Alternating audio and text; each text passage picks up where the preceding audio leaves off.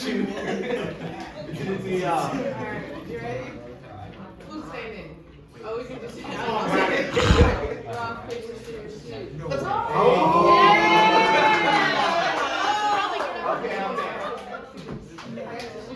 Yeah. Okay, let's go, Ash. So it's just a Whoa. Calm down with that Try to thing. hit just him. It's a pump action. It's not a trigger. But you can. Oh! Alright. So real quick, what in this situation do we see? What's your name, by the way? What do we see in this situation that can help Braxton not get wet? The umbrella. Okay, awesome. I got the umbrella. Alright, I want you to hold it. Just hold it just like this. Yep. Go ahead. What are you doing? So sorry. Send him to the shadow. Awesome. Okay, what was wrong with this scenario? Go ahead. The umbrella wasn't open. Okay, the umbrella wasn't open. Why is that wrong? Yup. Okay. Alright, go ahead. Open the umbrella up. It's a pretty big one. Oh, that's a big body. Yup. Go ahead. Hey, there we go. Thank you, Braxton. Good job. Good Braxton on the vlogs.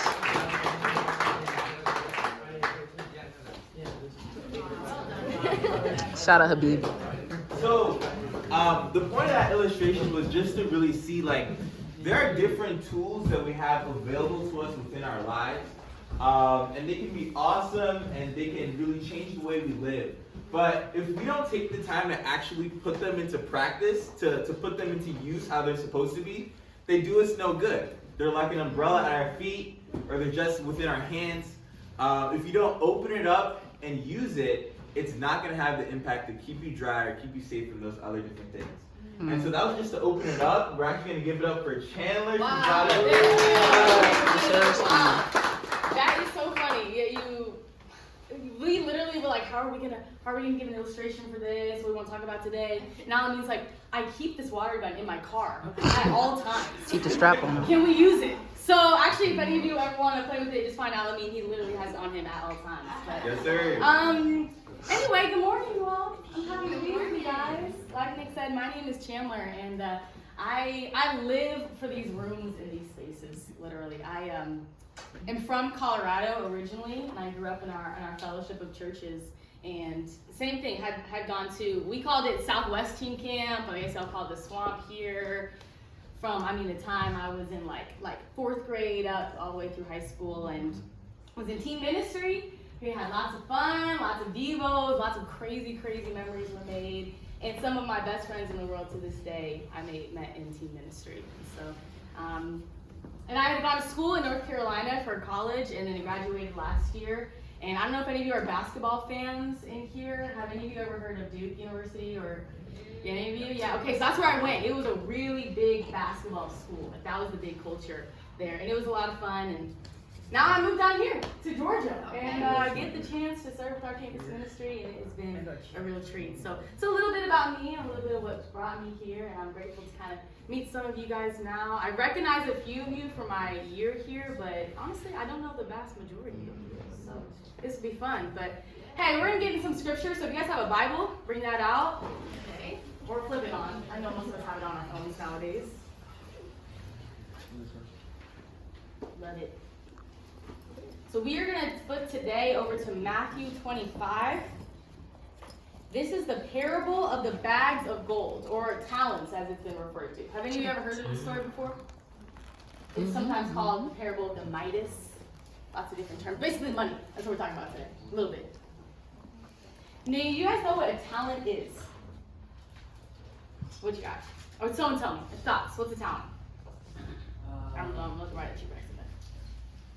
A talent is achievement or something that you're really good at. Okay, all right. Like your abilities. Yeah. Okay. So we tend to hear it actually in that context a lot today, but I'm gonna encourage us to think about it differently. Today, think of a talent not as something that you have your gifts, your athleticism, how you speak, your grades in school, and more as like the opportunities that you have in life, okay? So we're gonna read Matthew 25, starting in verse 14. Would you please read that for us, Alameen? 14 to, the story, through 30. Again, it will be like a man going on a journey, who called his servants and entrusted his wealth to them. To one he gave 5 bags of gold, to another 2 bags, and to another 1 bag, each according to his ability. Then he went on his journey.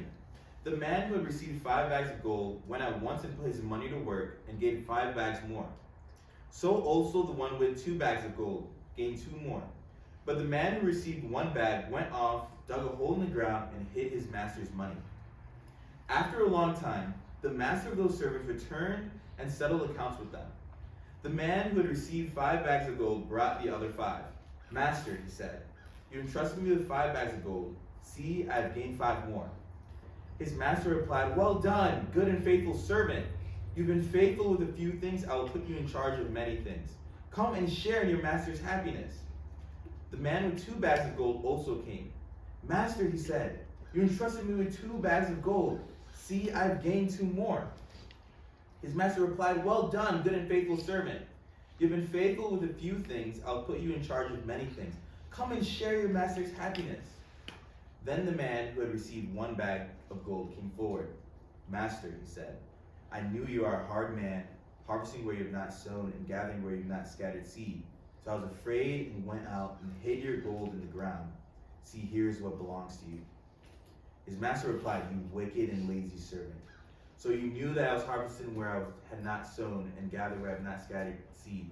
Well then, you should have put my money on deposit with the bankers, so that when I returned, I would have received it back with interest. So take the bag of gold from him and give it to the one who has 10 bags. For whoever has been given more, they will have in abundance. And whoever does not have, even what they have will be taken from them. And throw that worthless servant outside into the darkness, where there will be weeping and gnashing of teeth. Tough one. That is tough. Okay, so what's kind of going on here? What do you guys hear the master is saying? What are the people doing? Who are the players in this story? What's sticking out? You can reread it. I know it's sitting in your hands there.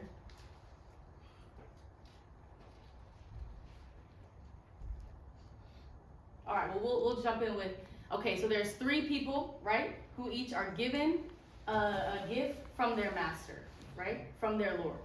And what do they do with it? Invest it. They invest it, right? And what happens? They get more. They get more, right? Okay, see, it's pretty simple. I know you guys are with me. You're with me today. So why do you think the master, why does he give them these opportunities anyway? 21 through 30. Which guy? Jamal, my guy. Appreciate He you. told me his name was Jamal. And the other guy was like, your name is not Jamal. I saw call you Jamal. Jamal. Maybe to see what they would do with it and see if it's like faithful. I mean, I don't. Maybe like, I don't know. That was great. To see what they would do with it, right? To give them the chance to produce more, right? Now notice, when he gives them, the master gives each of them the talents, right?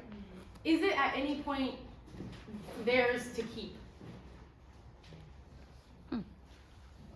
No, right? He gives it to them expecting that he will get it back at every moment. Notice in every instance, with the 1 minus, the 2 minus, and the 5 minus, he does expect that there will be a return on investment there. Now, have you guys ever, I don't know, had an instance where you've been put in charge of something, like been responsible for something? Give me an example. Any of you ever been like a captain of a team, done a group project, and had something you were the leader of? Yeah, which guy? Skylar. In 4th grade, we were doing a group project, and my teacher put me in charge of it, and I didn't know what to do. I didn't know what to do, right? How'd the project go? I got an A. Got an A. Period. That girl produced a return on her investment right there. Yeah. You're living the story. Come on, 5 talents. Yeah. Any other instances? Yeah. I play basketball, so I'm a point guard. I'm a point guard. Good for you. Do you ever score? Hmm? Do you score? Yeah. That's what the point guard does. You a hooper. You a hooper, man. That's what the point guard does, right? They the one who be scoring points.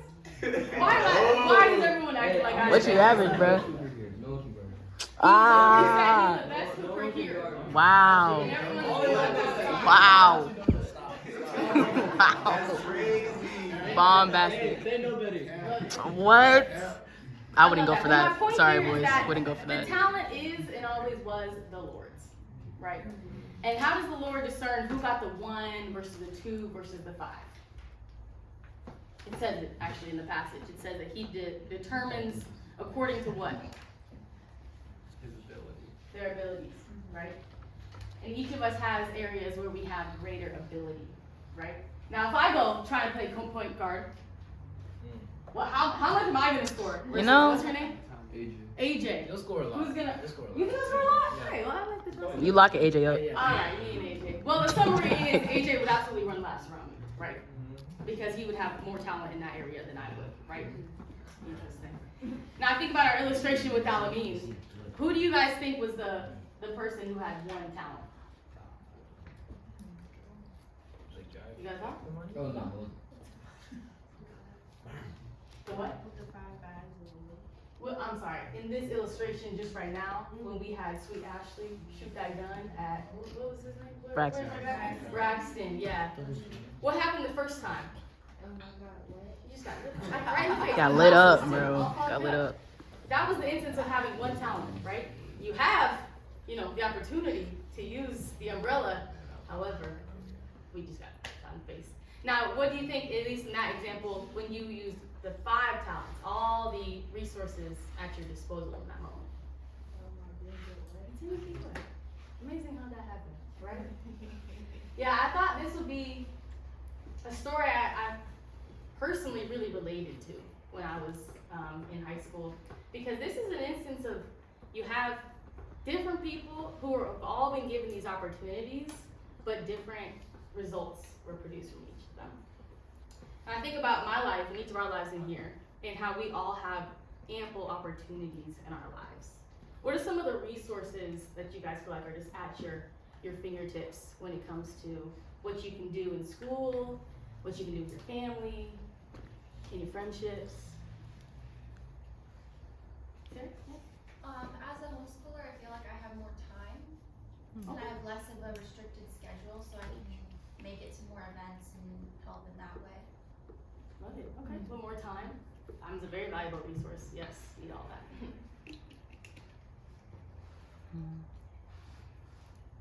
Okay, Corey. We have a great team ministry, so we have a lot of good opportunities for relationships and friendships. Wow, that is well said. Love good team ministry. Yeah, Ashley.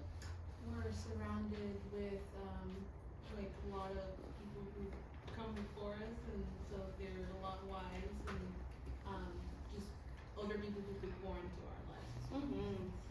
That is so true. It's always good to take a moment to remember those who've gone before us and things that they've done, for sure. Okay. You guys see another hand over there or no? Yeah. I have access to talk to God at any time I need to.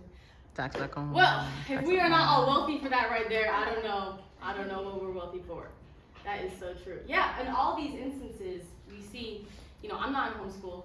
I don't have the same time Sarah has. Not necessarily in team ministry, but I do have a healthy ministry that I'm a part of. And I can't take these things for granted, because all those are opportunities, not by anything that I've done, but opportunities that God has given me to be able to produce more. So, I really just wanted to share this story with you all, because at the end of the day, have you guys ever heard that phrase, to those who've been given much, much will be expected?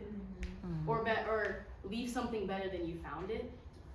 Those kind of phrases, turns of phrases, come from the Bible, actually. Those are the things that are inspired. Oh yeah, there's this idea that when we have resources, when we have friends, abilities, not that we have earned them or done anything, but that God has given them to us, it's so that we can produce more. So that we can keep a healthy ministry going, that we can continue to talk to God, that we can do a lot with the time we've been given, and hopefully make the most of those opportunities to glorify God. So it's some food for thought for us today. I'm really grateful that we get to be here. I'm going to see if Alameen has any more thoughts, but if not, I'm going to see kind of if there's anything that stood out, let you guys get a chance to think more about your own opportunities in life, and then we'll get moving. So, any thoughts? Yeah. I think when I read this scripture, one part that kind of sticks out to me that I've always had questions on is that part near the end when the person with the one talent was talking about like, yo, master, like you've been like harvesting where you haven't sown. Like he's kind of saying like, master, like, are you a cheater? Like what's going on here? Like you don't deserve to have this thing. So, and he's kind of feeling this apprehension because he doesn't feel like his master is trustworthy. And I think kind of with that, like Jesus is really just trying to give an example in a parable to help people understand how we can sometimes think with our gifts and the different opportunities in front of us. I know for me growing up, there was a couple different times when there were opportunities in my way, but I felt like I didn't deserve it, or I hadn't done anything that warranted me being able to have this opportunity, and so I kind of shied away from it. I was kind of like, man, like I've seen someone else who maybe they worked a little bit harder or something, and they're not in the situation I'm in. I'm like, that seems a little bit unfair. And I think kind of part of the point within this story is like they all had their different amounts of gold depending on their ability and things like that. And it's like whatever you have, whatever position you've been put in with life, it's like how can you make like the best of it? And so it's like whether like even when you think about back to the illustration with the umbrella, like I have like 3 other umbrellas in my car. Like it could have been a bigger one, it could have been a smaller one, but regardless of which one I gave, if he didn't open it up and use it, it wasn't going to do him any benefit. Yeah. And then not only that, it's not going to do any benefit to any of the people around us too. And so I think as we kind of look at our lives and the situation we're in and things like that, to recognize that like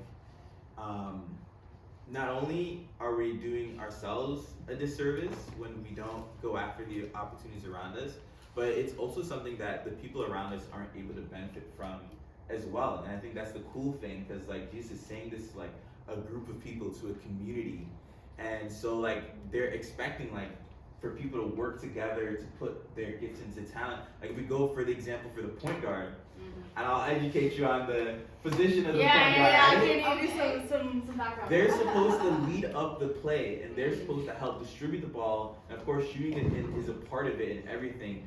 But the whole point is for them to run the offense and give the entire team the best opportunity to score and to make the decision on that.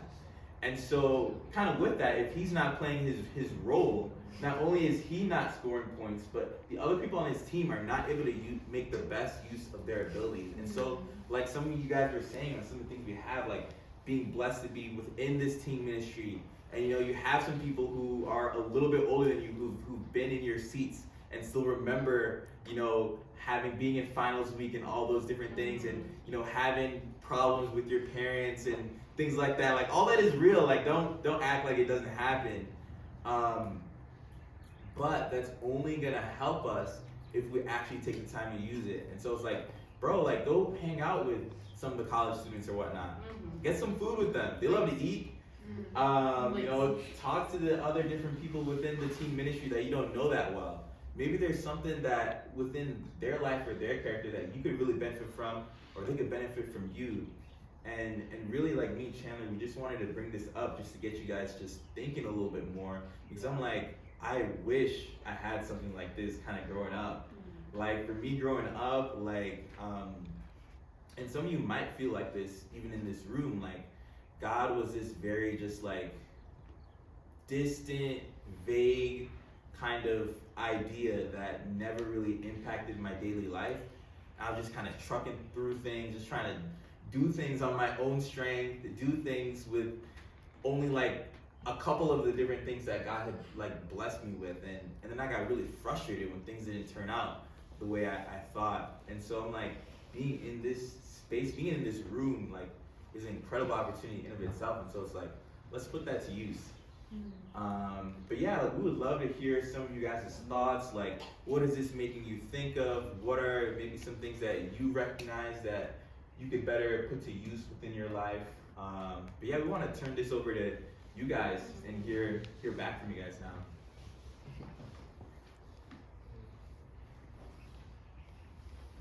I mean, I can share for myself, what actually I thought of when you were speaking, Alameen, is how the master's reaction in each instance, regardless of how much they produce, so long as they produce anything, he says, well done, good and faithful servant, come and share in your master's happiness. Like, wow, that just feels to me very relieving that it doesn't matter even if I've started with a lot, so much as some is produced, it's the equally as ecstatic reaction from, and I mean, we know the master is God in this story, so that's helpful for me. Yeah, we'd love to hear back or if anybody has any questions. Well, yeah, I was gonna say just thanks for what you guys shared. It's really cool. I love the part in verse 29 where it says, "To those who use well what they are given, even more will be given. They will have an abundance." And just Almeen kind of alluded to this, but like no one was given zero, which I just think is cool. Like everyone was given something, because I think it's so easy to be like, well, I don't got anything. Like I know I would tell myself that at different times. Like even I moved around a lot, so I would show up in a new school being like kind of starting at zero out here, and it's tempting to kind of live into that narrative versus going, okay, what opportunities do I have in front of me here? I got love in my heart to talk to the person next to me. Like, it doesn't feel like a lot, but going, no, I don't have zero. I've got something to work with, some opportunity to produce something. So I think that's cool. No one's given zero. God gives all of us something to work with. So. Yeah. Either one, you go ahead. So basically what I was thinking, I'm studying business and stuff, so I was thinking this in a statistics money way.